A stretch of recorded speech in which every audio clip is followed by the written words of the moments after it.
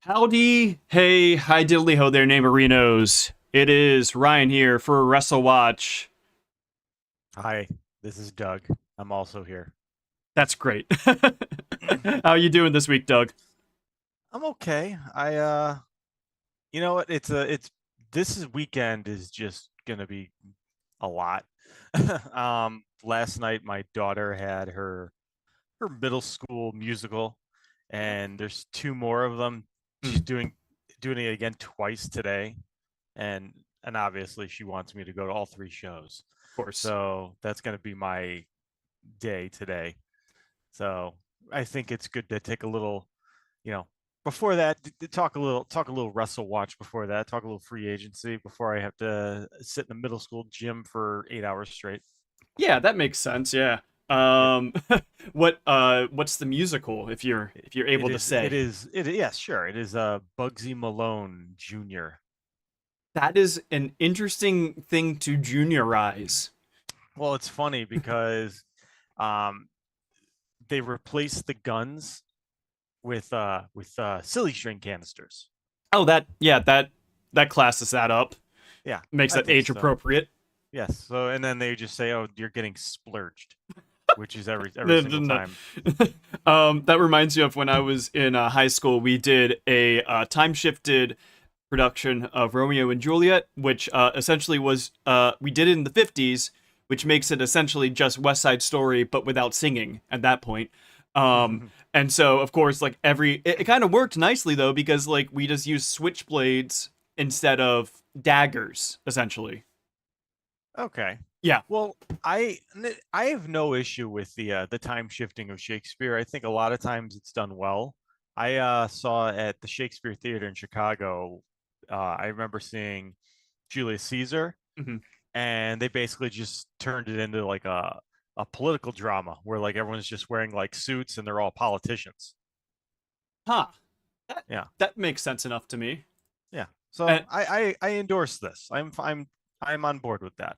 now, speaking of empires, then I think we have somebody up today who will be discussing, who will be wondering if maybe the current leader in Japan of United Empire might be saying "itu brute" too. Then fall Jeff Cobb. Yes. All right. So, I don't know what his Latin name. I don't remember what Jeff is in Latin and Cobb. I mean, two B's. What are we doing here? Yeah. Uh, Well, I guess we should get into it. yeah. Let's get into the free. So first of all, for those of you, I'm not going to go through the whole spiel on it in front of me at the moment, but this is the WrestleWatch podcast. It's the Yes. only podcast where we discuss free agency in the world of professional wrestling. So on this show, if you're not familiar, we go over different talent and we discuss whether or not they are likely to jump from their current promotion or not. And Yes. today is going to be, and right now, if you're following on YouTube, you could see what our current tier list looks like, our free agency tracker, and where everybody is. But that's going to change after today. Yes, so if you are not up to date yet on the podcast, you can always subscribe to us on YouTube and all of your favorite podcast catchers and on Substack to keep up to date. But first up today, we're going to be discussing one Jeffrey Cobb. Here we have a nice photo of him making fun of Naito, doing a little taunt on him. He beat Naito. I don't know if you saw that match. I didn't get around to it. I'll be honest. The New Japan Cup has not been grabbing me much this year. I mean, Mm, I watched the first two nights, yeah. and I'm following it, but I did see that Jeff Cobb beat Naito. Yeah, I've watched every New Japan Cup match thus far, and there's been a lot of filler participants this year. Is the best way I can put it. It doesn't feel like they have all of their upper carders in the cup for some reason. I'm not sure why it is like that this year, but it does feel like that there are a few participants like Bad Luck Fale and Chase Owens who I'm just kind of like, okay, you're here. Yeah, I will say that I'm interested, and they have like with Bolig it was in it, and Oh yeah, he's been fun so far. he's been fun. And obviously I wanted to see where they were going to go with Shota Umino. Mm-hmm. I know some people are already like, well, I don't really get it. They didn't do anything different, but I'm like, I'll wait and see on him. Yeah, yeah. I think that they have an idea of a direction that they're trying to go with him. And it's just a matter of them like finalizing that like turn, that Yeah. change of direction. Raihe Owa was also in the tournament, another younger guy. So they had a few of they had, I think, actually, yeah, all of their young studs is the best way I'll put it, because it's beyond now just new musketeers. Yeah. With Oiwa and with Bolton Oleg also in it, that they're trying to push the new generation in the tournament. There's a bunch of like older people who I'm just kind of like, well, we could have put somebody else here that we would like to see Goto go up, because like that's what it's ultimately about, is a shot at Goto. And I Yeah. think that they could have pushed some of, like, put one of the older guys in there, get, I don't know, get Suzuki out of the closet, and put him back out in the ring, or, something like that. I do think I'll say this.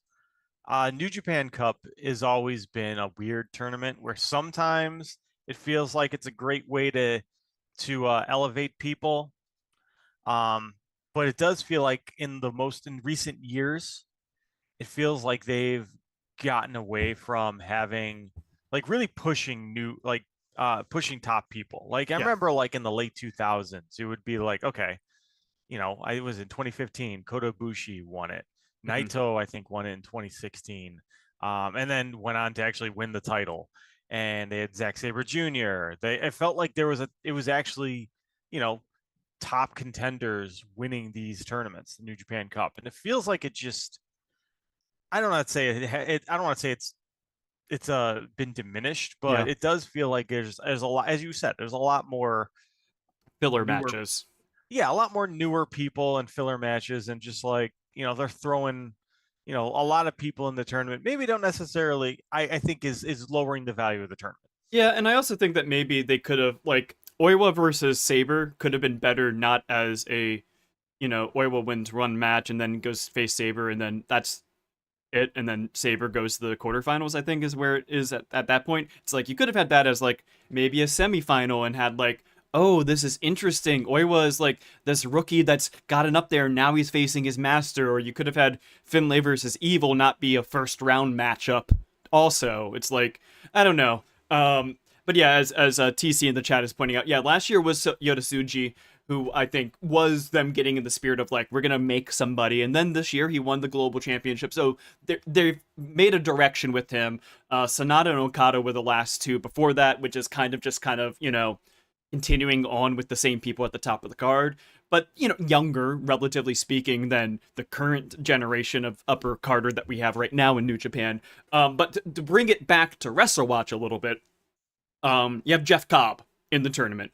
This Yes. this week he has won every single match that he has been in. He has been in a bunch of multi-man tags, and then he faced one Tetsuya Naito, who very, very slowly got himself ready for the match. Of course, took about 3 minutes, and wrestled a match with Cobb. It was a match that happened, and Cobb won. Is the best way I can put it. Cobb was like taunting Naito throughout it. So some people were speculating, because of that and all the booking, like, if like before we get into like like the actual what's going on behind the scenes, it's like, well, when you're watching just New Japan and they're referencing these dirt sheet rumors about Jeff Cobb might be leaving New Japan and all those kinds of things, and you see him beat Naito, you're like, oh, okay, they're gonna set up a tag match, and maybe Cobb and his partner will go over Naito and Hiromu. Hmm. But maybe now that we're seeing these reports, to get into the report side of this, we have Fightful has heard from a number of sources that WWE is interested in Jeff Cobb. Their initial report said one source claimed to Fightful that he is on WWE's internal roster. And then a further report that came out last night from SRS says that multiple sources now within WWE are claiming such. Dave Meltzer, for what it's worth, in the Wrestling Observer newsletter, reported there have been talks between Cobb and WWE, but nothing has been agreed to. We also had AEW sources saying that they don't expect him to come to AEW. Of course, he had turned down AEW a few years ago when he was still happy in New Japan, and he lives in Japan, and he's booked for Windy City Riot still as well. So he just beat Naito. It looks like they're setting up maybe a tag match, and he lost to Shota today. It looks like I'm behind the 8 ball with the New Japan Cup. But he was in the tournament. He beat Naito. It looks like they may be setting up a tag match for Naito and Hiromu versus Cobb and a United Empire person, maybe. So it is feeling a little bit conflicted about what's happening in the booking in New Japan and how they're utilizing him, and these reports that are saying, well, he's internally on the roster sheet in WWE somehow. So, Doug, first off, what do you think is happening here? And then second off, we can go from there. We can do more questions to you and analysis from there. What do you think is going on here? So let's start with this. Before I go into like where I think let's look at the arguments on both sides. So I want to start with the arguments that I've seen that would say he's not going anywhere. Okay. Okay. Just because I think there's less of those, and I think that there's a couple I want to kind of just address. So the first thing that I see a lot of people saying is, well, when he's coming out, he's got like Chris Charlton and commentary talking about the rumors and where he might be going and things like that, to which some people are saying, well, this is storyline. Mm-hmm. And I would like to just kind of point out for the people who maybe aren't aware that this is not the first time that someone is about to leave New Japan and commentary is talking about it and not ignoring it. So I want to just say right off the bat, I don't think that is an indication of anything. So that's part one. The second thing, a lot of people are pointing out how, well, look at all the wins that he's racking up right now. It's like, why would they give a bunch of wins to someone who's leaving? Once again, I'm going to point out that this is not unlike something that New Japan would do. Famously, Bronson Reed beat Okada in the G1 shortly before leaving. I don't think that necessarily means anything either. And then to further that, as you said before, he's still booked on shows like through April at least. Yeah. He's still in this tournament that's just going on still. The idea that, he's going to win matches, they're going to it would be very unlike New Japan to just suddenly decide we're just going to put this guy on a losing streak and then send him off on his way. They usually don't operate that way because it doesn't really it doesn't serve them. It doesn't serve anyone to do that, because just sending a guy on a losing streak, that doesn't really benefit anyone that beats him, because if they all beat him, then it doesn't really matter. And I do think that they will eventually, lead to a match where he does lose if the plan is for him to leave. Now, second, now I'm going to go to the other side, because I think those are the only real solid arguments for like why he isn't going, or people think he isn't going anywhere. I think those are the two. I think also one that sometimes people point out, but this might also transform into something that could be a point of why he might be going, is his age. Yes. So, and then I'll address that as well. So, he is 42, I believe. I believe so, yeah. Right. And he is at a point now. He's been someone who's been patient. He's been someone who's waited for the right opportunity. He's kind of done it the right way, in the sense that, he knew that he probably had more mobility in New Japan than he would in AEW when he was offered that position, which I think that was probably the right move. I think that he's been presented well in New Japan. I don't know that there was necessarily even the room for him in AEW when he was originally offered. So I think he made the right move staying where he was. Having said that, I think that I don't know that they're necessarily going to be doing much more with him in New Japan. Mm-hmm. And he is 42. And at some point, you got to take the payday. And the payday is going to come from either AEW or WWE. And if WWE is the one that's interested and is willing to, offer that contract, because I don't know if maybe I don't know if he's talked to AEW recently. I got the impression that maybe he hasn't, because all the talking is that he turned them down, years ago. This would have been, when would that have been? Like 22? I think it was around 21 or 22, yeah, Yeah. when AEW was in a hiring frenzy of sorts. Yes. So for that reason, I think it does make sense for him to make the jump. Now, do I think when we talk about the internal roster, I think it needs to be said we don't know what that even necessarily means. Yeah, when I heard that initially, and I heard that it was just one source, I was thinking that, oh, it's probably like somebody has like, you remember when Paul Heyman had his list of people that he wanted to have if he ran SmackDown? Like, it could have been just something like that, you know? Maybe they're talking to him. It could be so many different things. Yeah. So for that reason, and now obviously there's more people that are confirming that he's on some type of list. To me, that doesn't necessarily say that he is signed. Yeah, and I would also point out that it is more people confirming to Sean Ross Sapp that he is on some sort of list, but we haven't seen anybody else that's like a reputable level reporting that they've also heard this. They like Meltzer said that he had heard that they were talking at some point, but that nothing had been like agreed upon or anything. Yeah, and I'll say that I do believe that if he's on some, I don't think Sean Ross Sapp's sources are discountable. I wouldn't discount them. And then on top of that, we had Jeff Cobb going on Twitter to address these things in a tongue-in-cheek way. Yeah. And to me, that's almost like more or less confirming that they're true. That's how I read it. So for that reason alone, my gut is that he probably is going, and he's just not going like this instant. Yeah. Like I could see him, especially Jeff Cobb, someone who's, I think most people would say he's a very, very professional guy. Yes. If he says he's gonna finish up and through a certain date, it makes sense that he would finish up through a certain date. Yeah. And I also don't think it makes any sense for him to come in right before WrestleMania anyway. He'll just get lost in the shuffle. Yeah.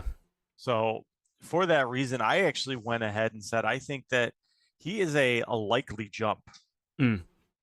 I expect him to leave New Japan. I expect him to go to WWE at this point. I think it makes all the sense in the world. I don't know where he would fit in, but at the same time, it's like I think it's the right move. And if he's going to get a contract offer that's worth the while, he should take it. Some comments from TC in chat. Gato makes plans that he doesn't really like to deviate from. Yeah, I think that's been the case with other people that have left New Japan in the past, that he doesn't necessarily at the last minute change the booking decision. Like we saw it with Jonah beating Okada, and then immediately after the G1 he goes right back to WWE. Bronson Reed, that is, for the people that don't know his public name. And then also it could mean that they're, and this I believe is a comment about WWE having him on some sort of list, it could mean that they're telling creative to make plans for him. And I think that could be the case. And I agree with you, Doug, that him coming into WWE right now would be a bad time to come in. And that's why I also think that folks like Miro or Malachi Black aren't coming in straight in. And you saw Ricky Starks go down to NXT first, and Jordan Grace go down to NXT first, even though I think especially with Jordan Grace, she could have just gone straight to the main roster and had no problems. But it's because like they have their stories that they're trying to set up, allegedly trying to set up for WrestleMania. It looks like they're finally getting into the swing of like, oh yeah, these are the stories that we're going to be telling for WrestleMania. It took them a while though. It felt very meandering for some of these stories that they're getting to, but it seems like the card is starting to solidify, which means that for the next.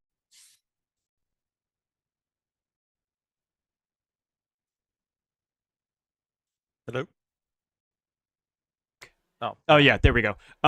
So for the next month or so, I'm sorry about that for that cutoff. I think that it's going to be a bad time for somebody to come into WWE right now, and he has to finish up the story in New Japan. I think it is going in the direction of A tag match, maybe a loser leaves kind of match or something like that is the way that they're going to book it. It could be just because he's kind of taunty with Naito that he could kind of turn heel on the rest of United Empire, and then you have him put over, like TJP or somebody like that on the way out, something nice like that. It feels like that's kind of the direction that we're leading in. So I went with lean jump. And the reason why is I understand why you went for likely jump. Just for me, though, I kind of want to see and hear more about what might be going on here. Because, yes, it does look like he did lose the Shota Umino today. So he's out the New Japan Cup now. But he has something built in to do still with New Japan, and he has a booking still deeper into April with New Japan. And I want to see if someone else reports on this. Not that I don't trust Sean Ross Sapp about something like this, because he's usually pretty good about when WWE is saying something to him. But I wouldn't mind to see if other people are hearing this or if he has something a little bit more solid to say about it. I think that that's valid. But either way, I think it kind of shows we do believe what we're hearing. It does make sense, especially at this time. I think Jeff Cobb making the jump is probably the right move. It does feel like he's in New Japan the last couple of years. He's kind of just been in the same spot he's always been in. Yeah. And I think So, I think also, like, when you were looking at like the transition for New Japan's roster right now, where they're developing, I would say, a solid like 5 or 6 guys as the next gen stars. You have your Musketeers, you have Umara, you have Oiwa, and you have Bolton Oleg as like these are the guys that we're gonna try to develop as the next top guys. They're all in the mix right now and starting to really shine. I would say some of them, like Umara and Yota Tsuji, are really shining right now. Jeff Cobb doesn't really have that pedigree to him that like a Goto does, or Yoshihashi, Naito, Shingo Takagi, or some of like the even older names than that I could see him just get in like a nice global or world championship reign out of things. I just don't see it. So I think that it is a good time for him to get that one last paycheck opportunity in America. And then maybe after that's done, he could, go back to New Japan and have a little fun, there too, Mm-hmm. So, oh yeah, and Gabe Kidd, that's another guy, but Gabe's obviously leaving, obviously. Yeah. So yeah, I'm saying lean stay, you're saying likely stay. Let's see what the rest of the committee went with. Oh, jump, excuse me. Yes, lean jump, likely jump. The rest of the committee is going lean jump for the moment. It seems like it's possible that some of our votes came in a little bit before that last update from Sean Ross Sapp, but still, lean jump.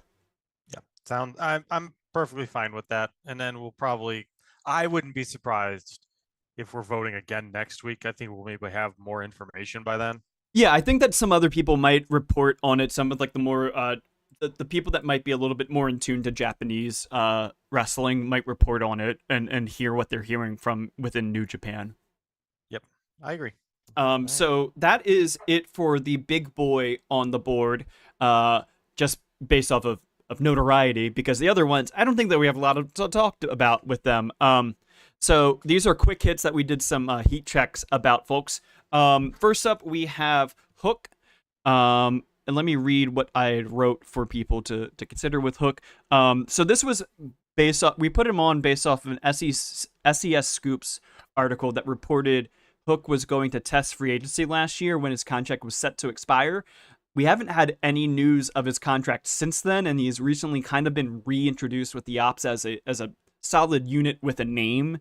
So considering that he was supposed to have been testing free agency before now, and it doesn't seem like he did, we're just going to remove him for low confidence for the moment from the tier list. Yeah, but he also hired Barry Bloom. Yes. And I feel like we haven't heard any updates since then. Correct. Yeah, we haven't. So I said leave him at safe stay personally, just because I thought that, listen, he's in negotiations right now with different companies. So it's like I also agree that he's probably staying, Hmm. especially once you hire Barry Bloom. That usually means that you're looking for the best financial deal, and that's usually going to end up being AEW when Barry Bloom comes into the situation. Um, but I still don't think I would have taken him off the list yet. I think that's a little premature. I'm fine taking him off though, because ultimately I do think he is going to stay. Yeah. Um, but I would have kept him on personally. Yeah, our last vote on him was April of last year. It's been almost an entire year since we've looked at Hook. Mm-hmm.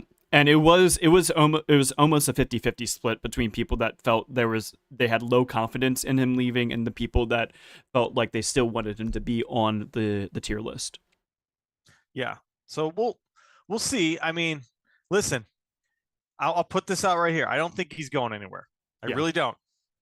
But if we find out that he's going to Uncle Paul, I want it to be known Maybe that I he's was someone who said keep him on the list. maybe he's gonna call up Bully Ray and have him be his mentor on the next season of LFG. Yeah. Jeez. Yeah. So, but either way, Finally, I think at this point we haven't really heard. yeah. It's been really quiet around Hook, so I think him staying where he's at is fine. Yeah, I think part of it also just the fact that they reintroduced the trio solidly as a unit, not just as like a, oh yeah, we're just three guys that sometimes hang out. It's like, no, this is a stable now, you know? Yeah. That was a sign to me like maybe he did resign quietly and they're just not talking about it. Maybe nobody's been asking about it, you know? Perhaps, but I also think that he's in a stable, but it's not like a stable that's like you can't just shift people in and out of. It's almost like the conglomeration where it's like, Yeah. half the time people don't even know who's in it. They could get a new young boy for that group, I guess. Yeah. So uh so but that's Hook. yeah. Tegan Nox was the next one. We had her as a lean stay. We added her to the tier list in November when it was announced that she was being released by WWE. Some of you might know her as Nixon Newell because that is her worldly name. Um, and she appeared on Attack, which is a Welsh promotion that's run by Mark Andrews, not the tight end, but the wrestler Mark Andrews. Um, she appeared on there just a week or so ago by now. We haven't had any news otherwise about her having any interest from, and this would be because it's what we do here, WrestleWatch, namely AEW and Stardom. We haven't heard about any interest from those promotions with her. I haven't seen anything about TNA being interested. I know that when we discussed Indy Hartwell last week, there was some implicit interest from TNA with her. And now she's going to be doing a match at House of Glory with Mercedes Moné, which is quite intriguing for Indy Hartwell. Tonight. Tonight, yeah. Yeah, which is wild that they announced that on like a 24-hour notice. I mean, I think with the show, it's House of Glory, it's New York. They'll a 24-hour notice for a small indie show with Mercedes getting added to the card is going to sell it out. No, honestly, I think it's probably smart to do it Yeah. that. I'm surprised more promotions don't try to do it this way, where they have a big name that they know is going to kind of push sales, and then because I think when they announce this stuff like a month out, people are like, "Oh, wow, that's cool," and then Yeah. some buy tickets and some just forget about it. Yeah. And I think that when it's a thing like, hey, this is happening tomorrow night, let's get tickets and go. I think especially for smaller indie promotions, it makes a lot of sense to kind of do it that way. So Yeah. I thought that was really smart of them. I'm curious to see how that goes. I also think that when you're in I'm going to say like the top 5 earning markets in the US by income level, those are the kinds of the cities like New York and LA and Chicago. A lot of times that happens with shows is if a show sells out early, like long before the week of the show, you will get a lot of people that just no show at a higher proportion because they have other things that come up and they are by and large have a lot of income to just dispose with. Mm-hmm. Some could call that disposable income. And and so they just don't show up. So I think that this could be a good strategy for a market like New York City.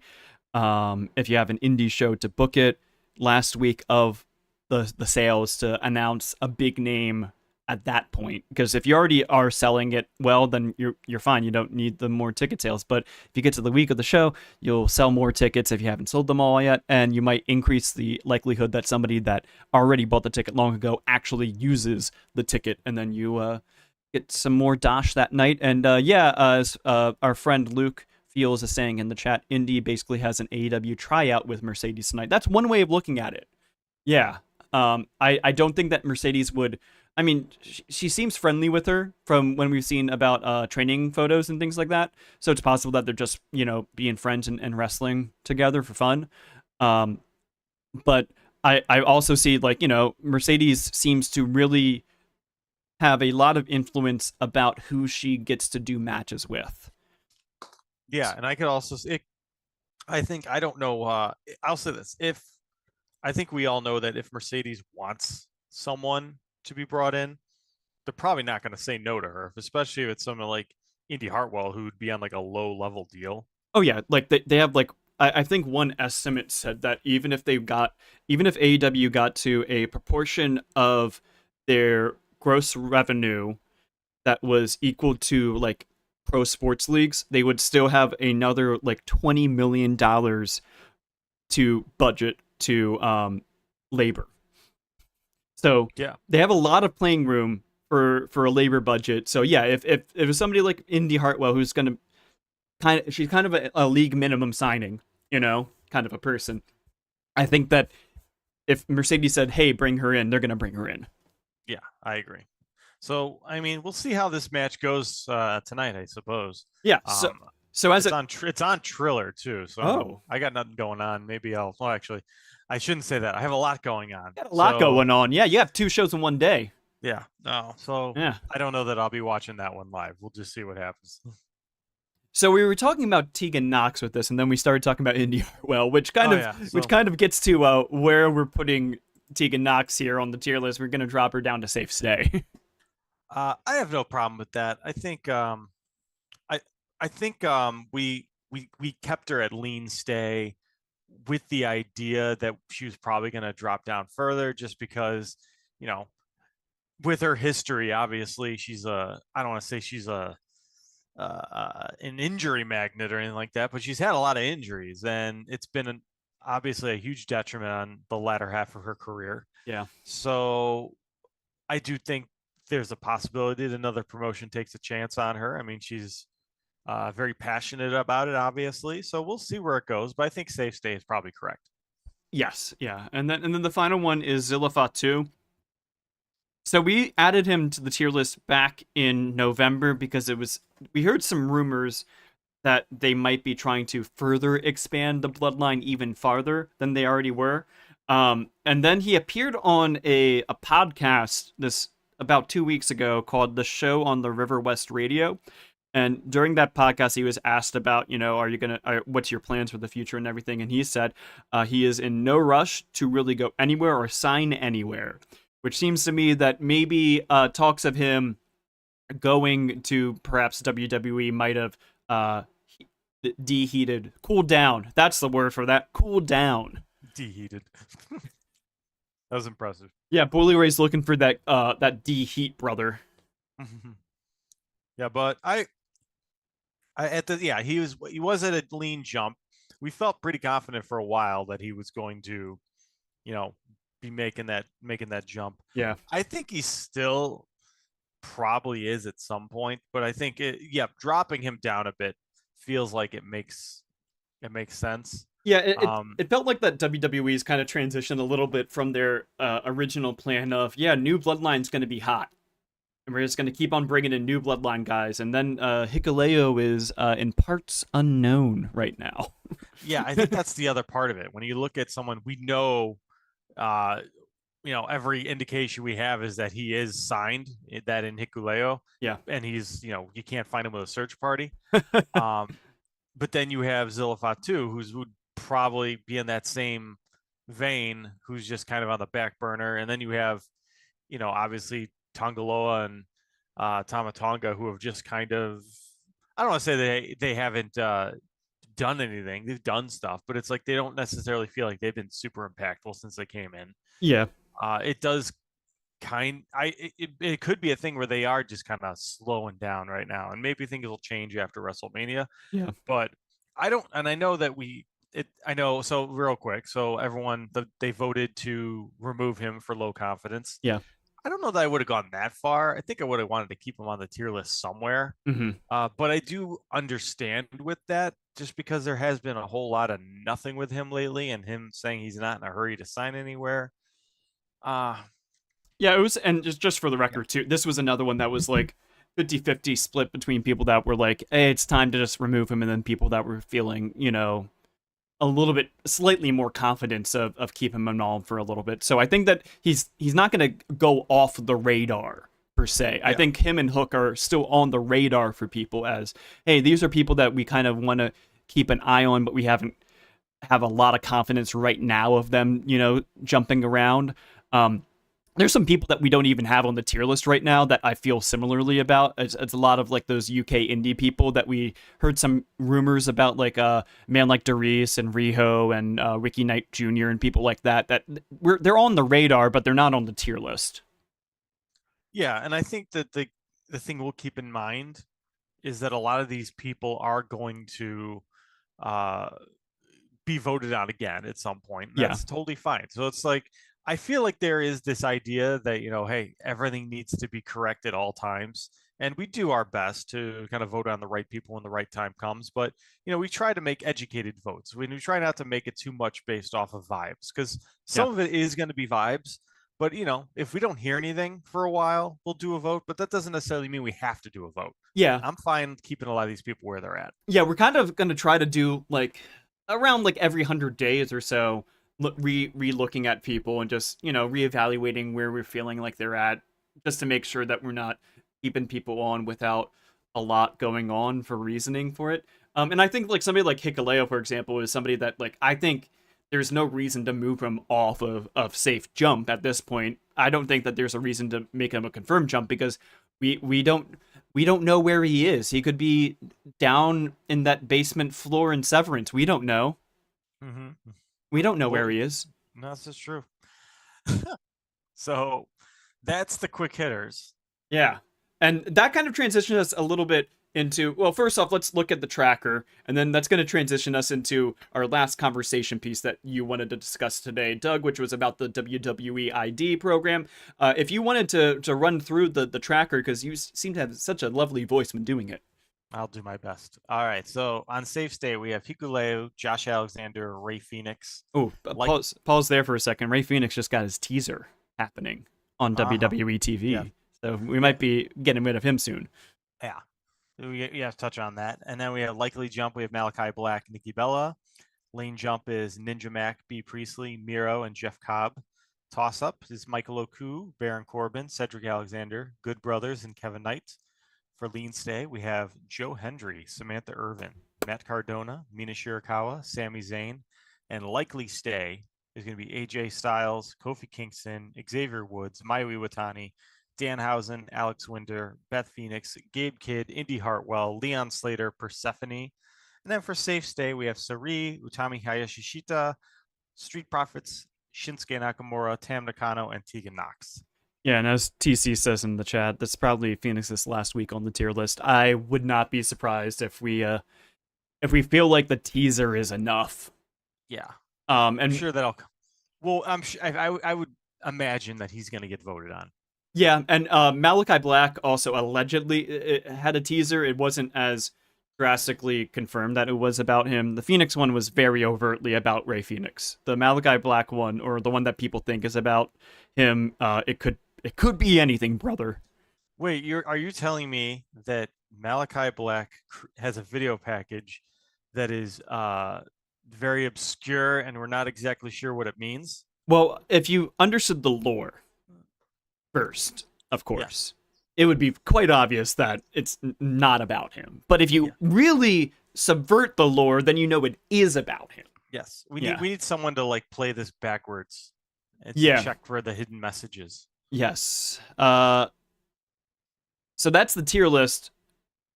And Yep. now So, you wanted to chat about the WWE ID program. yeah. So a couple things.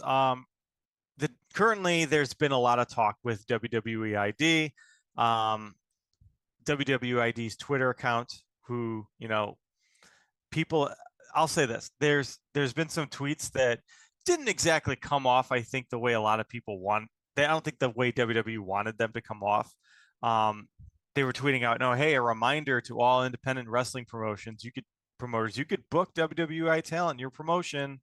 And then they were saying, like, look at all the likes on these tweets. Yeah, come on, people they're craving the WWID talent. And people really felt like that was almost kind of desperate. Yeah. And I just want to kind of talk about this because, I know at least one promoter that I've spoken to who is kind of iffy on booking WWE ID talent, at least those that they haven't booked previously and Mm-hmm. have a relationship with already. And the reason being is because they're not exactly sure if advertising them as WWE ID talent is beneficial to their fan base, Mm-hmm. because a lot of indie fans don't necessarily support the idea of, the WWE kind of taking over and being infiltrated in the indies. They see that, almost like a weed, and they don't necessarily, and being labeled a promotion that has WWE ties is not necessarily going to be a good thing for these promotions that already have a pretty dedicated and consistent fan base as it is. Yeah. So it's a big risk for them, and I think that we're seeing that. The other thing that happened was that in the Wrestling Observer newsletter, we had, Dave Meltzer with a quote, and I'll just read the quote. With WWE ID talent, the deal, according to a contract, is that Gabe Sapolsky puts their matches together and gives the script to the promoter. The promoter pays the talent and can push that talent can push that the talent comes with WWE. WWE covers the travel costs with a stipend, and the promoter pays the difference if the travel cost is larger than the stipend. Now, Brent Lauderdale, owner of GCW, kind of pushed back on some of that and said that Gabe doesn't put the matches together. He's never seen or heard of a script. He said they are allowed to push WWID talent on talent announcements, and he says, but we don't. Well, GCW doesn't. Yeah. GCW doesn't, which once again kind of emphasizes that idea that advertising WWID to your fan base may not necessarily be a good thing. And then not aware of any travel stipend or travel share, but that would be cool. So just pushing back a little bit on some of this stuff. And then also, I think there was some clarity that or at least some speculation that perhaps the script thing might be tied when it's like a WWE versus WWE ID talent. Yeah, like because this quote from the Observer was deleted from the newsletter even after Brett Lauderdale made that tweet. Yeah. And I'll say this. I've often made this comparison to WWE. WWE is very similar to McDonald's. And I don't necessarily mean that in a negative way, but I think it is, an extremely successful and the largest restaurant chain in the world. It's what people think about when they say fast food. It's Yes. the first thing you think about is just McDonald's. Yeah, it's the market leader by a huge margin. Now, that doesn't necessarily mean that it's always going to be the best, Mm-hmm. but it is what it is. It's very consistent. It doesn't deviate much from what it tells you that it is. And there's also some labor issues tied to that as well. And you also know to ask every time if the ice cream machine is working. You Yes, just know to do that. You just know to do that. Whenever you go to Royal Rumble, the ice cream machine never works. Yep. Yeah. So, and I think that a lot of that's fine for WWE, but then this idea that I think this is where WWE runs into the problem is that they aren't everything. They aren't a Michelin star restaurant. And I don't think, And I think a lot of indie promotions try to kind of push themselves as something different in order to kind of capture that, because they don't want to be McDonald's. They want to be something else. And just the way a small independent restaurant needs to kind of push themselves as being a little bit more. Or So being tied to McDonald's as a restaurant is not necessarily going to help you. yeah, or another way of putting it also is that if you're a different fast food company, so you're both restaurants, you're both wrestling promotions. Sometimes you have ones that are a little bit more niche and local, kind of a restaurant. Sometimes you have ones that are also going into the same style that WWE does, but they want to make sure that they see them, that people know that they are an alternative to WWE, not doing the same exact thing that WWE is doing. Yes, the Burger King, if you will. Yeah.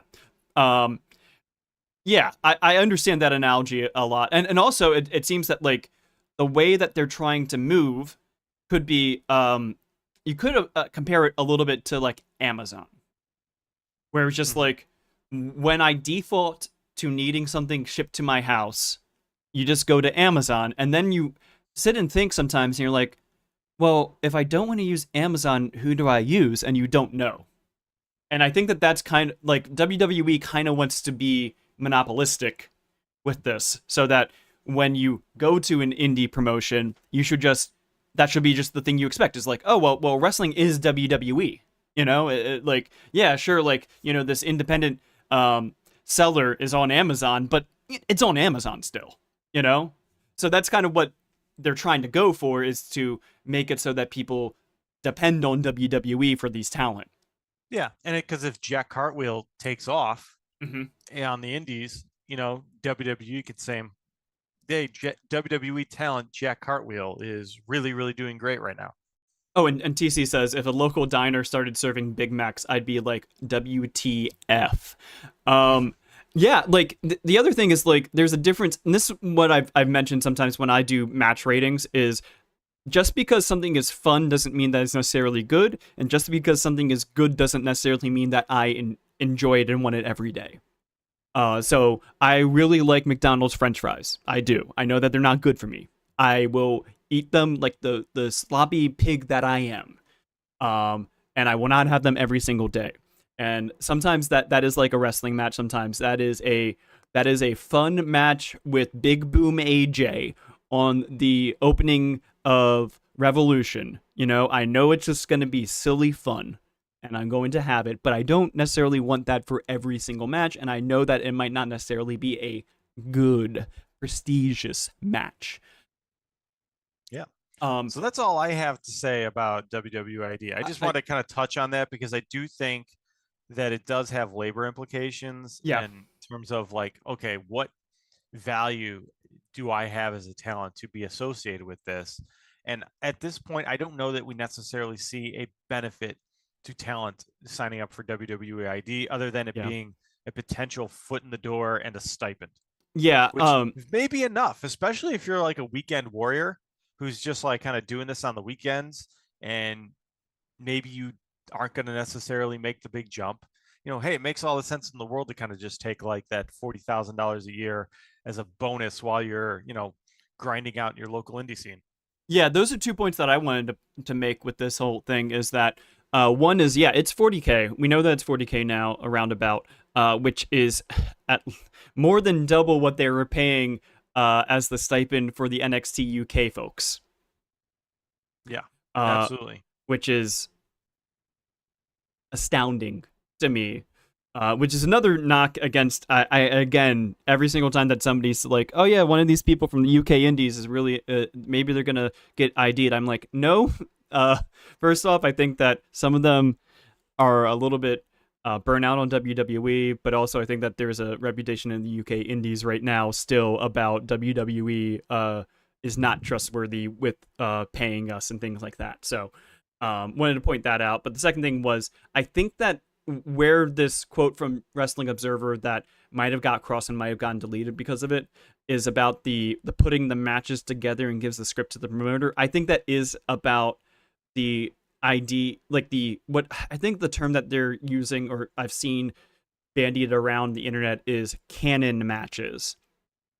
So matches that are ID versus ID talent that are being put on a indie show, and it's kind of like we are I don't know. It's like the difference between having an exhibition soccer match versus one that is actually in like the league, like a preseason football game versus a regular season football game, you know? Like an ID talent that is in your indie, you can book them however you want to. But if you're going to do an official WWE ID matchup between two ID talents, WWE is going to say, "Hey, this is how we would like this to go." Yep. All right. Well, I have to go ahead and go now, so I think we're going to go ahead and wrap up this podcast. Yes. So just as a reminder, you can, if you are subscribing to us on Substack, you can do nominations. You have the link there on the screen right now, a nice QR code and everything. Go to Substack, get subscribed to us. You'll get an email with the form to nominate people for us to review on the weekly podcast. Also, I've set up an additional channel where I'm going to be giving my thoughts that are not related to specifically free agency. It's called Pinning Predicaments. I did a first video about the possible main event for All In, looking at the men's world title picture. Other than that, of course, follow us on Twitter and Blue Sky. You can get updates, and make sure to subscribe to us here on YouTube so you get updates for when we are going live each and every week. All right, until then, I'm Doug. And I'm Ryan. Stay